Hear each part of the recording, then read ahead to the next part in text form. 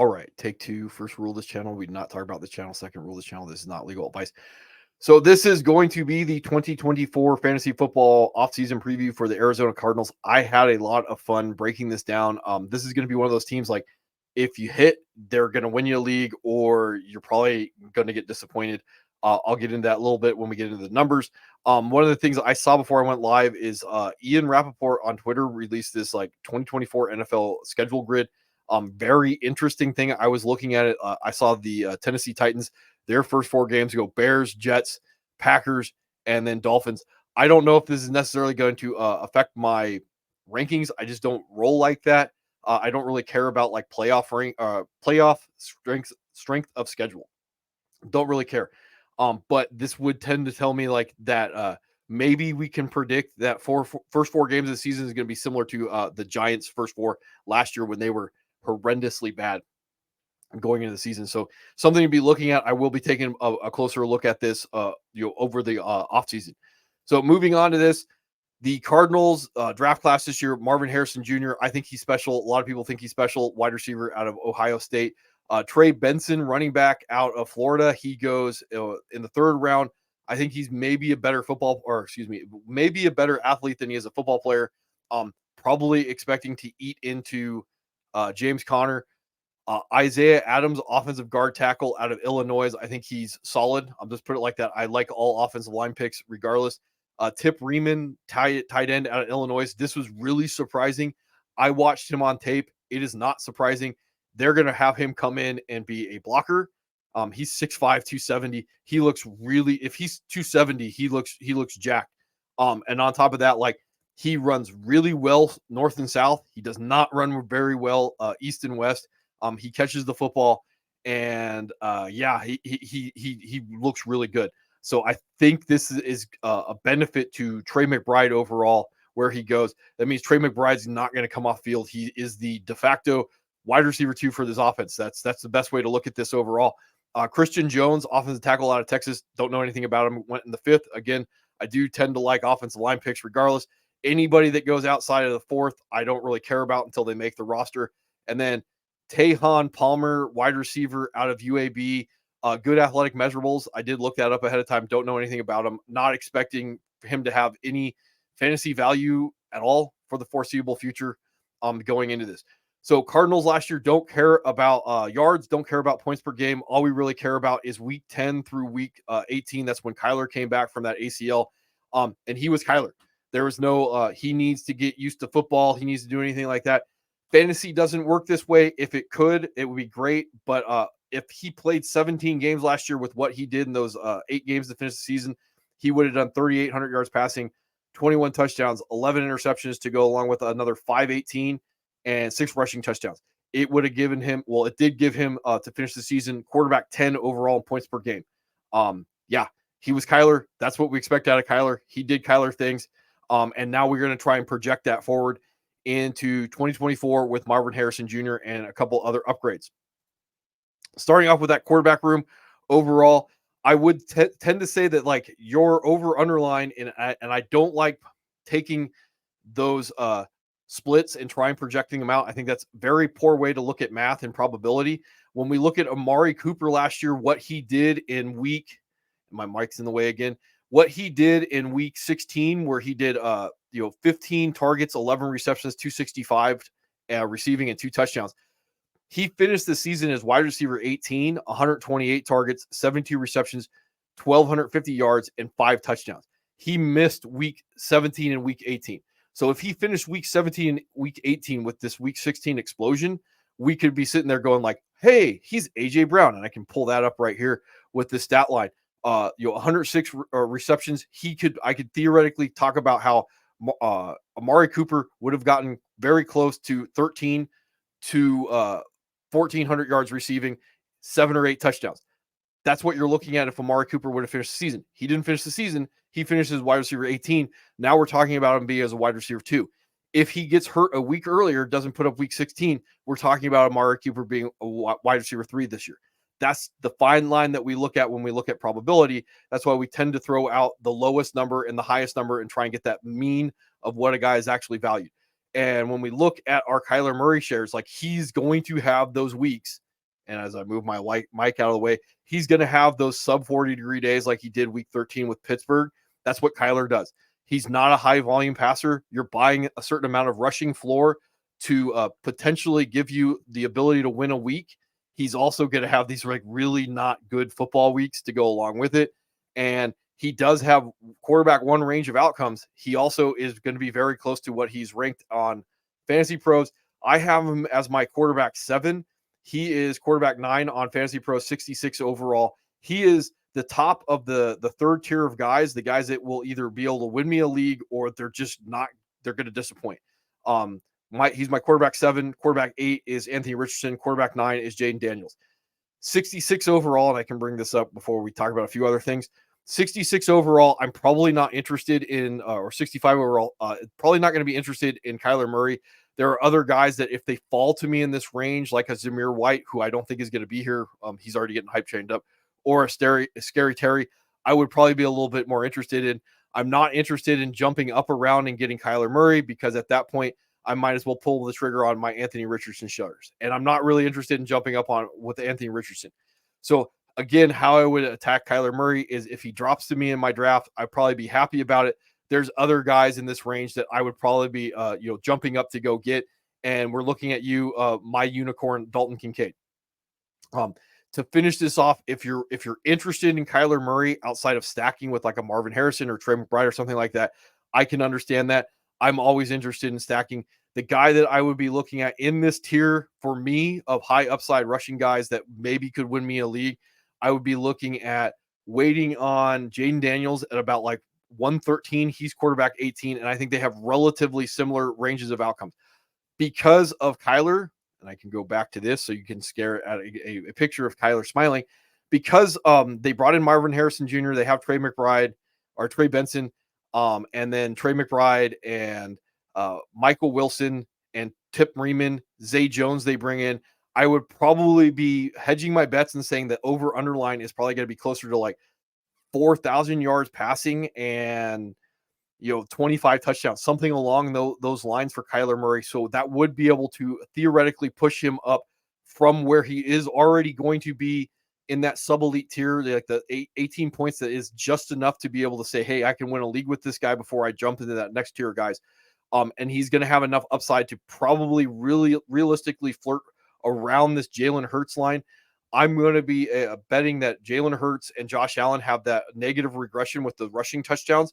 So that's going to allow a high-end range of outcomes Tyler Murray here to get to about like 21 or 20, 21 points a game and be able to compete with these guys, especially if Jalen Hurts doesn't take a significant enough forward step in the passing game to offset for those 15 touchdowns that are probably going to regress. That's how I would be looking at your Kyler Murray type of tier. And again, I would be spending the least amount of capital to get the most return on my investment. That would be Jaden Daniels. That's how I would be looking at Kyler Murray if you're into that type of thing. Anyway, Desmond Ridder, this is the peace of mind when you're buying your Cardinals toys. Probably going to be an upgrade from Josh Dobbs last year and Clayton Tune. That's what we're looking at. This would be the question of, is Desmond Ridder better than Arthur Smith, or did Arthur Smith get the most out of Desmond Ridder? We're not going to know that. Hopefully, we're not going to ever find that out, other than to say with Desmond Ridder, probably has mid-range backup quarterback, what he's going to do in the NFL. He has shown some spots where he can do some of that stuff. Probably wouldn't be betting on that guy. I would say like you're going to get like 2/3 of your possible production if Kyler Murray goes down and Desmond Ridder has to take over. Moving on to the running back room, James Conner, he turned 29 May 5th, and a couple things to talk about. So there are two age apexes for running backs. There's the 26 that we all know about, and there's 28. They can still be productive for 27, 28. So over 28, that's when the huge cliff starts going. Some people talk about it's more about touches than it is actually age. It doesn't matter. Some of what James Conner does, which is I'm reliable and I thud, and he probably can continue to do that at 29. I'm a little bit more worried about third-round draft pick Trey Benson getting the ability to do, hey, I'm really good I'm a really good athlete. And that probably bothers me more when it comes to James Conner. Two other guys to talk about this would be Amari DiMercado, that did have a little bit of run last year. and then Michael Carter that came over after being released from the Jets. Why I bring these two guys up is DeMercado's probably going to play special teams. He's probably going to make the roster as an undrafted free agent. I don't see Trey Benson playing special teams. I don't know if Michael Carter does play special teams. These two guys, DeMercado and Michael Carter, are probably going to be more trustworthy to the offense at the beginning of the season than Trey Benson. If both these guys make the roster, you're looking at Trey Benson probably taking a lot longer to return. Then if one of these guys get cut, that means that they are expecting Trey Benson to be the number 2 right out of the gate and really start eating into James Conner. So with James Conner on Fantasy Pros, as I look this up, he's 67 overall, running back 22. I have both Trey Benson and James Conner as running back 26 because, again, expecting that James Conner is going to own the backfield at the beginning of the season and Trey Benson is going to eat into that. The other thing with these guys is if one of these two guys goes down, I definitely can see we can start discussing league winner, and I'm going to be buying the guy that's cheaper out of these two, and that's going to be Trey Benson. So James Conner going 67 overall on Fantasy Pros. Again, Zamir White, who I'm expecting not to be in this range, would be a guy that I would want a lot more than James Conner at this point. And then jumping up, again, we're going to be talking about our Dalton Kincaid shares about this range that I would want over a James Conner. Certain builds with James Conner where, to start the season, I think you could get a bell cow out of him, depending on what happens with DeMercado and Michael Carter, how fast that they're going to push Trey Benson into the offense. That's something to be paying attention to. Maybe I could get a very solid RB2 to finish the season or to start the season off. That's something else I'll be looking at with my James Conner shares at that build. So again, if I go a different direction than running back, those 0 type RB builds, that's what I would be looking at with the James Conner at the beginning of the season. Hopefully that I can get certain lottery tickets like a Jonathan Brooks right now to pay off later on to win me a championship. To finish this off with Trey Benson, he's going 121 on Fantasy Pros, running back 39. Again, I have him wide receiver running back 26. I do like where he's going. If Jonathan Brooks stays in this range, I would probably prefer Jonathan Brooks over Trey Benson. That's just me. But Trey Benson at this range to be a lottery ticket is a very solid pick. I would probably be going up around to make sure I get Jonathan Brooks. I don't know because of that road how much I would be expecting to get Trey Benson or jumping up to get Trey Benson. The other thing when we talk about running back rankings is remember split backfields. If one of these guys goes down, they can win me a league. That's not something we could say with wide receivers or tight ends. That's why I tend to rank them so similarly to each other. Running backs tend to get injured, and we don't know how that's going to shake out at the end of the day. The last thing when I talk about these running backs overall, James Conner, very efficient, 5 yards per carry, 200 attempts last year, 1,000 yards, 7 rushing touchdowns. That was in 13 games. He has had a little bit of problem staying healthy. So between his age, his inability to stay healthy, and Trey Benson, I would probably keep the over underline at about 200 attempts, and I would drop the rushing yards all the way down to about 800, which would get him about 4 yards per carry in this offense. I would relatively keep the rushing touchdowns about the same. Expecting that's how he's going to roll as the goal line back. Remember the 2 things we want: design receiving work. I bet that goes to Trey Benson, and goal line work. He's going to get like those check down monsters that we generally don't like, and the receiving work is going to be a little bit more difficult to guess on this one, especially if like a guy like Amari DeMercado makes the roster and they're going to use him as the passing down type of back to pass block, play special teams. You're going to be in the league for a long time. These are all the things that we'll be breaking down. Over underline with James Conner right now would probably be very similar to this: 27 receptions, 165 yards receiving, and I would probably put the receiving touchdowns at about 1 in this case, the over underline on that. So yeah, ability to allow me to gamble on certain other places early on in the season is where I would be looking at James Conner at that price. The 67 is like okay. Running back 22 is okay. Would probably prefer the lottery ticket of Trey Benson over James Conner because of the ability to win me a league. Again, I am not trying to come in 3rd place in my league. I'm trying to win it. The same process will win me a league, will lose me a league. That's how I roll. You do you. The last thing to talk about with James Conner is, again, he turned 29 on May 5th. They will owe $4.5 million dead cap if they release him. there's a possibility that we could find out with 29-year-old James Conner that they are going to go a different direction. Could happen. I doubt it because I think they like him. And I think he is trustworthy. But there is that possibility that we would be looking forward in camp. And that would definitely be pushing Trey Benson up probably into the range of running back 10 overall in drafts. Let's see. The wide receiver room for the Cardinals, obviously we're going to have Marvin Harrison right here. He's my wide receiver 10. I will say, and I bring up my rankings real quick. Before I went live, I was really debating whether or not I will be moving Marvin Harrison because of the fact that I looked at the competition for targets that was likely to be going on with a team that's only going to project for about like 240 pass attempts on the season. And that's a rough road to really have Marvin Harrison have one of those legendary type seasons. So I have AJ Brown as wide receiver 11. I have Marvin Harrison Jr. as wide receiver 10. The one guy that I would maybe be thinking about moving up into this range would be Drake London, and that's a tough story. That's something I'll have to think about when we get to the Falcons.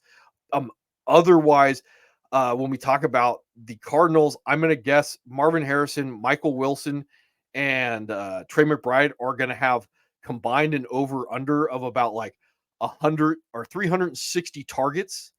And you're looking about like 80 receptions, 1,000 yards receiving, and 7 touchdowns. Now, I would probably be looking at Marvin Harrison being closer to maybe like 1,200 yards, and Michael Wilson at being closer to 800 yards. But overall, like that's a gigantic chunk of the overall passing that's going to go to these 3 guys. And generally, that's why I would say that like I just don't know how we can move Marvin Harrison into that next tier of guys. So maybe AJ Brown sneaks back into the top 10. I think there's some problems with AJ Brown. We'll talk about that when we get to the Eagles. But overall, that's it's giving me a little bit of a hard time keeping Marvin Harrison as wide receiver 10. There's going to be a lot of mouths to feed in this offense, and I just don't know if he's going to get there. The biggest thing is going to be like, do I feel like Drake London is safe enough to move into the top 10? I think Marvin Harrison is a little bit safer there. He is going on Fantasy Pros as we move this back up. He is going at 16 overall, wide receiver 10, the same that I have him. I think this is about exactly where he should be going in drafts overall.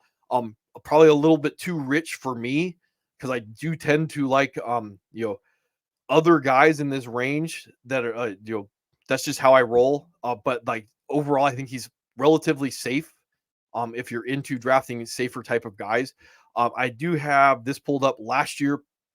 When we look at targets for the Cardinals, we're looking at those 101 vacated targets by Hollywood Brown leaving and the 62 targets being vacated by Rondale Moore getting traded to the Falcons. Now, generally speaking, vacated targets tend to go to running backs. I'm not as concerned about that with the Cardinals because, again, this is not exactly an apples to apples conversation going on this year.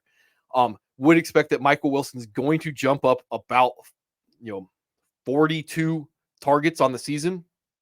We'll talk a little bit more about him in a second. And then Marvin Harrison, that I would be moving into that like 120 to 140 target range. This is going to allow Trey McBride to be about 120 targets. That's a lot. And then that we can look at like Rondale Moore and where's the other one? Greg Dortch. They had 100 combined targets. A lot of those I think is going to be, a lot of those targets I think are going to be absorbed by Zay Jones in this offense. And again, this hurts the overall amount of opportunities we can start talking about with these like ridiculous outcome seasons, because we generally kind of have an idea of how this is going to go. And then to go back to overall like quarterbacks last year, a stat line that I think that we could look at with Kyler Murray is going to be very similar to our Jalen Hurts. And Jalen Hurts only had 538 pass attempts. That's what I'm going to be guessing is about Kyler Murray. 3,800 yards, 23 touchdowns. This is in line with a Kyler Murray season. Obviously, 600 rushing yards is, again, something that we talk about with Kyler Murray, and the negative regression on the rushing touchdowns. So the reason why I bring this up is if we go 3,600 yards total, or excuse me, 1,000 or 3,000 yards total between Michael Wilson, Marvin Harrison Jr., and Trey McBride, that's only about 800 yards to go to like Zay Jones, the running backs, Tip Riemann, the rookie, and like a Greg Dortch. There's not a lot of blood to get left out of the stone. So even if we start pushing Kyler Murray up like 200 more yards to put him about like 4,000 yards passing. It doesn't necessarily push certain guys, and I can bring this back up with our scoring. It doesn't necessarily push a Marvin Harrison into this range of a CeeDee Lamb, Tyreek Hill. And that's part of the reason why I'm a little bit worried about moving Marvin Harrison up that much higher. Again, I think his over underline is about 1,200 yards. And now we can start talking about if we take some of the yards away from a Michael Wilson, and I think his over underline is going to be about 800 yards, we can start flirting with Marvin Harrison being in this A.J. Brown, Puka Nacua, DJ Moore type of range. And that would put him theoretically in this like 17 points. Again, your scoring settings are different than mine. 17 points a game. That would put him as a solid wide receiver one. That would be the road that we need to talk about when we get to these guys. So going back to the next guy, Michael Wilson, in this boat, 3rd round draft pick last year. He's Gabe Davis. That's why I have Gabe Davis pulled up right here. He's Gabe Davis, 6'2", 210. Michael Wilson, 6'2", 213. Hey, I can show you the measurables. Gabe Davis, he's a little bit faster, but Michael Wilson has better overall measurables in the 10 to 20, the shuttle, the whatever. And Michael Wilson, you can see right there, he's 4/10 of a second. Well, not 400ths of a second slower, but overall the measurables are better. He's slightly shorter and 213. They're Gabe Davis. So when we look at our Gabe Davis shares, we all should know what Gabe Davis is willing to do or able to do. He's going to break our hearts for about 13 or 14 games of the season, maybe 12, and then he's going to have these massive win weeks for Gabe Davis. Now, with Michael Wilson, I have him as wide receiver 51 on Fantasy Pros. He's going 161, wide receiver 67. Now, we'll talk about Zay Jones here in a second. I don't think Michael Wilson outside of deeper leagues should be drafted. You're looking at like maybe a high-end range of outcomes for Michael Wilson. We can theoretically start talking about, if I find the right one, we can theoretically start talking about like that Nico Collins type of year. Again, 80 receptions on 109 targets, like 1,300 yards, 8 touchdowns. That's within Michael Wilson's range of outcomes. I would probably put him closer to Jacoby Myers type of season, 71 receptions, 800 yards, like 8 touchdowns, plus or minus. Again, I think his over underline is going to be, about 800 yards and the 7 touchdowns. And again, when we talk about the guy that's similar to is Gabe Davis, 81 targets, 45 receptions, 746 yards, and 7 touchdowns. That's going to be Michael Wilson. If you're wondering why I'm talking about him, whatever he gets, regardless, is going to cut into your top end range of outcomes for Marvin Harrison. Now, when we talk about Zay Jones, yes, he's 29. Maybe he could eat into Michael Wilson, become the number 2 in this offense. That could theoretically happen.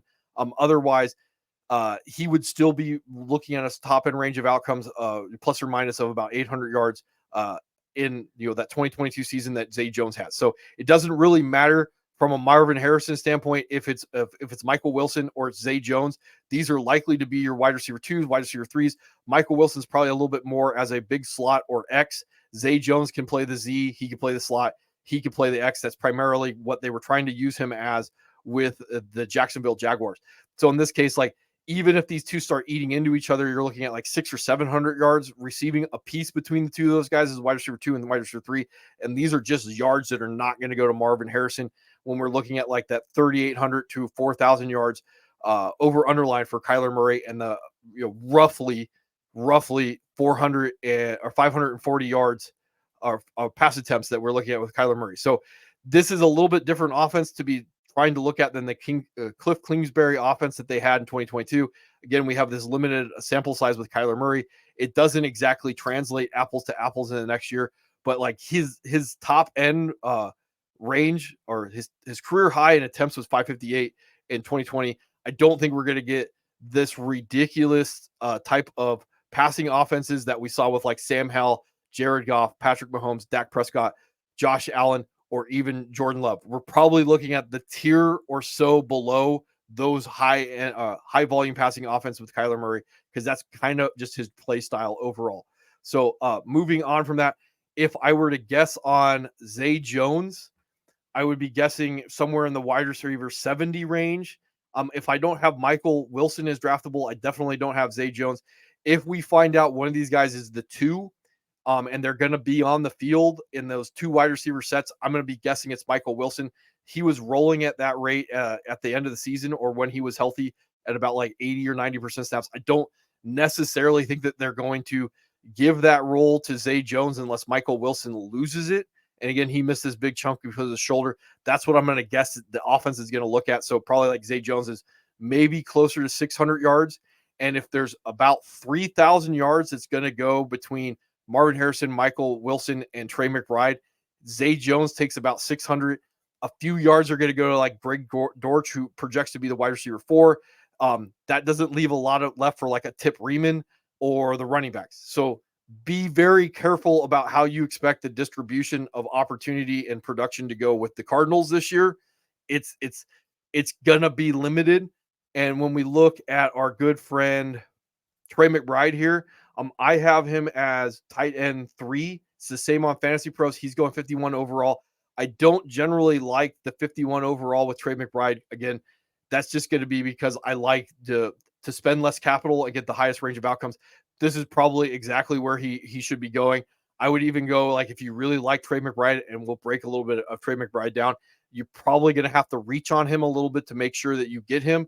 And the biggest knock on Trey McBride is likely going to be that he is going to be competing with opportunities with Marvin Harrison Jr. So I would probably be looking at liking, and this is again my Dalton Kincaid shares about 20 picks later in this tier overall. And the general idea right now with the tight ends may just to punt the position entirely, and take our flyers on a Ben Sinnott or Jake Ferguson at this point in the draft. But overall, I think this is 51 overall is about where you're looking at to get Trey McBride in a draft where he falls to you. And, obviously you're going to have to overpay if you really want him. And there is a lot to like about Trey McBride going into the next season. So those 8 games, if we can just go apples to apples, those 8 games that he had with Kyler Murray last year, he averaged 8.25 targets a game. That would have put him about 140 targets. That would have put him right in line with Evan Ingram as tight end 1 when it came to targets on the season. Now, I didn't do a split with what he would do, like theoretically with Kyler, or because it gets a little bit wonkier with Trey McBride. This 5-game stretch before Zach Ertz got injured and they got shipped. That's part of it. And he really just jumped in week 6 and had, a pretty good statistical season regardless. Week 14, he did have 14 targets. So I don't know if we can go as far as say that he's going to get about 8 targets a game. Maybe that's a little high. That may be the over underline of what we can guess with Trey McBride. If he's getting 8 targets and Marvin Harrison's getting about like 8 targets, and Michael Wilson's going to be getting like somewhere about 6 targets a game. And again, with Michael Wilson, we could definitely look at that Gabe Davis. He's going to be flirting with some of these games where it's just going to be a Michael Wilson week. That's why I keep bringing him up. That's what Gabe Davis did. And if there's a Gabe Davis week that wasn't a Stephon Diggs week, and it's going to be the same thing when we try and figure out the blah, blah, blah. Where is it at? This is the same thing we're going to be looking at when we look at the wide receiver room or the receivers for the Cardinals with Marvin Harrison and Michael Wilson. There's going to be weeks where Michael Wilson likely has his weeks. That means it's not going to be a Marvin Harrison week. That's part of what bothers me with Marvin Harrison. Now we're moving into those cannibalized targets like Debo and Ayuk and AJ Brown and Devonta Smith. That bothers me, even theoretically, like Tyreek Hill and Jalen Waddle.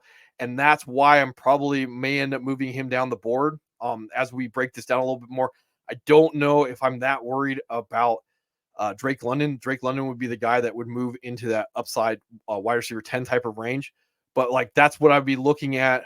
One of the things that bothers me with Trey McBride, even if we start saying where he's going to get like 8 targets a game, and that's ridiculous, 140, just to give you guys an idea, if I pull up the right one, wide receivers, 140 targets for a tight end. Not only would that make him like tight end 2 on the season, you're looking at him being probably like very close to like a top 10 wide receiver in overall targets if he's getting about 8 a game. Just to understand that. So again, I don't know how much Marvin Harrison is going to eat into him and he's going to eat into Marvin Harrison, but I imagine like we probably could be guessing that both these guys are going to be in line for about 140 targets apiece. and that would still 240. That would still keep Michael Wilson in line to be Gabe Davis, if that makes any sense. And then the last guy to be looking at this, well, the over underline for Trey McBride, if you're wondering, again, I think he's the one guy that 1,000-yard receiving, 7 touchdowns is going to be the over underline for Trey McBride. Michael Wilson's probably going to get eaten into by Marvin Harrison. So I would put Marvin Harrison at 1,200 yards and 7 touchdowns. And then the touchdowns would remain consistent relative to Michael Wilson. And I would put him at about 800 yards receiving between the 3 of these guys. That's how it breaks down. Tip Riemann, this is what gets really interesting in this. I don't think he's going to be fantasy relevant, but what it tells me is they're going to, when they're in a lot of 2 tight end sets, Trey McBride is going to be the wide receiver 3 on the field. So they're just not going to take Trey McBride off the field. Now we're starting to get into some really fun stuff when it comes to him not being a tight end, him getting slot snaps and out wide snaps because they have Tip Riemann to come in and be that 6th offensive lineman or to be that run blocker, and they can start running Trey McBride more vertically down the field in play action. This is a lot of good stuff. And that means like the other thing that we need to start worrying about with the Arizona Cardinals is going to be who is the number 2 tight end or wide receiver. I think Marvin Harrison is going to stay on the field. It really comes down to who's the better pass or run blocker between Michael Wilson and Zay Jones. And I can't tell you who that's going to be at this point, but I would be putting my money on Michael Wilson at that draft capital, how they used him last year. Week 18, 83% snap, 6 for 6 for 95. So that would be generally what I think is going to go on with the Arizona Cardinals. I think there's a lot of risk reward going on with them this year. I would probably be looking at, to recap, going Jalen Daniels over Kyler Murray, because I think there's theoretically the same range of outcomes, but it's going to cost me about 50 picks less to go get Jalen Daniels to get a very similar range of outcomes than Kyler Murray. From a running back perspective, I like James Conner in certain builds, those 0 running back builds. I like James Conner at about running back 26. I think he's slightly overvalued at running back 22, but I like him overall running back 67. I like the lottery ticket at Trey Benson at 121. I like Jonathan Brooks going in that range better at that point. Marvin Harrison, I think, is relatively appropriately valued at wide receiver 10, 16 overall. I am a little bit more skittish on him after breaking down the potential competition for targets in this offense. I think Michael Wilson is a good dart throw in deeper leagues. Think Gabe Davis. And then the other thing with him is would not be surprised that he is one of those priority waiver wire guys at the start of the season. It's more going to be the biggest question in this offense is going to be like Kyler Murray. Is he good at football or not? I tend to think he's not. But if we can get just a slight positive regression in the passing game from what his general statistical values have been, we're going to have some really interesting stuff with the amount of toys in this offense. And then to move on to the tight ends to finish this off, Trey McBride, I think he's relatively appropriately valued going at about tight end 3, 51 overall. Still has the opportunity to be a unicorn in this offense. Could see him hitting about 140 targets. Definitely in there. I would probably be betting closer to 120 with Trey McBride, which is going to put him about what we already expected him to be. And I could pull this up to finish if I could find the scoring. The tight end, 120 targets for Trey McBride is going to put him in that sub tier that we already kind of expected him to be in, somewhere between like TJ Hawkinson and Travis Kelce. And you see that Sam Laporta is in that tier. So like, that's what he's already in line to do that. And if we get that slight statistical increase with those targets, he's probably going to be flirting with that unicorn type legendary season. So anyway, that's about what I got for the Cardinals. And what am I going to come back with tomorrow? It's going to be the Chargers.